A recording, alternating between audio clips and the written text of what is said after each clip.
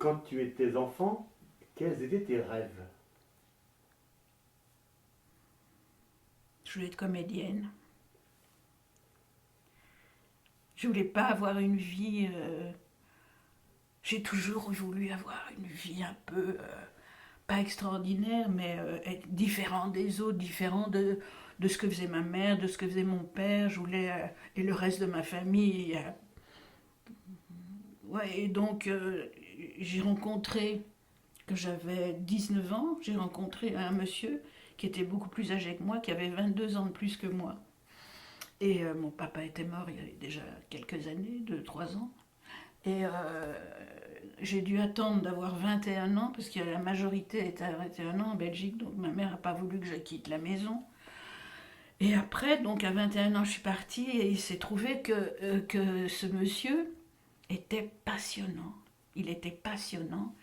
Il était aviateur. Il était pilote de ligne à la Sabena, qui est la compagnie d'aviation en Belgique qui n'existe plus. Et donc, il allait souvent à New York et il adorait la peinture. Et un jour, il a acheté un Magritte, un petit tableau de Magritte, qui est belge. Il y avait toute une école en Belgique. Il a acheté un petit tableau de Magritte. Il est parti avec ce tableau dans sa valise. Il l'a vendu à New York le double. Et avec cet argent, il a acheté un peintre américain et qu'il a revendu en Belgique. Et comme ça, il s'est fait une collection et il est devenu marchand de tableaux, mais en chambre, il n'avait pas de galerie. Et il était très très connu. Et donc avec lui, j'ai connu Christo et Jeanne-Claude. Je mangeais régulièrement avec eux quand on venait à Paris. Euh, enfin, c'était surtout des artistes français que j'ai rencontrés. Comment il s'appelle, celui qui a fait le pouce là, le César.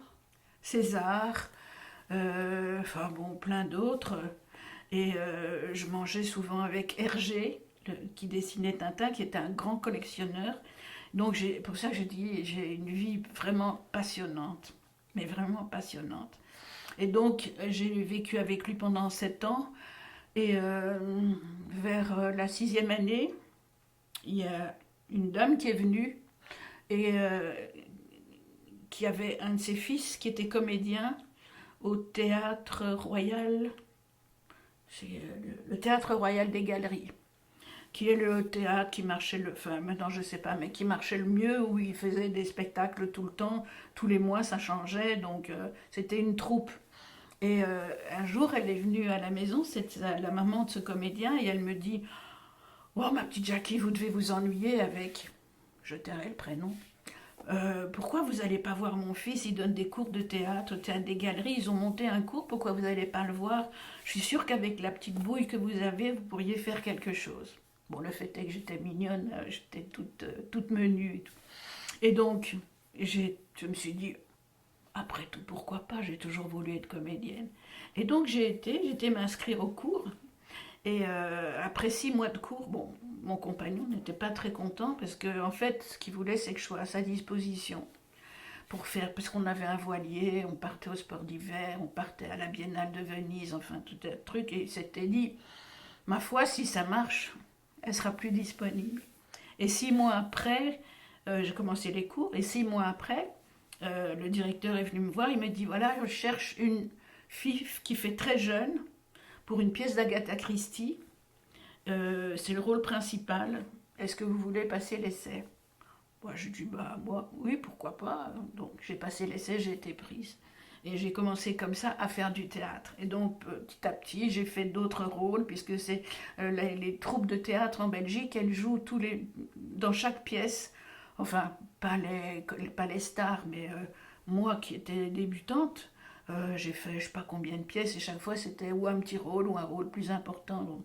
Et un jour, il y a eu le directeur d'un autre théâtre qui est venu voir l'examen de fin d'année et qui m'a proposé de jouer dans une très jolie pièce de Christopher Hampton qui s'appelle Libres sont les papillons. Et c'était le rôle principal. Enfin, il y avait 2 personnages principaux et moi, j'avais le rôle féminin. Donc j'ai été choisie. Et puis, mon compagnon, il était vraiment... comme je rentrais tard, parce que j'avais pas eu d'adolescence en fait, parce que mes parents étaient très sévères, donc je pouvais pas sortir, je pouvais pouvais sortir, mais devais rentrer à 10 heures, donc un truc ridicule. Et donc là, j'ai fait mon adolescence. J'avais une petite mobilette et le soir, après le spectacle, on allait manger avec les copains. Donc il voulait plus que je dorme avec lui. Il avait fermé la porte à clé. Je devais dormir sur le canapé, dans un sac de couchage. Et puis au bout d'un moment, c'est là que j'ai rencontré cette amie qui vit à Bali, que je vois toujours. Et elle me dit, mais viens à la maison, laisse tomber, tout ça. Et puis un jour, j'étais au téléphone avec elle, il m'a énervé, j'ai pris mes affaires, je suis partie. Et c'est là qu'elle m'a dit, il cherche quelqu'un pour faire chanter le générique de Fifi Brin d'Acier. Donc j'ai été, et puis j'ai enchaîné les doublages à Bruxelles.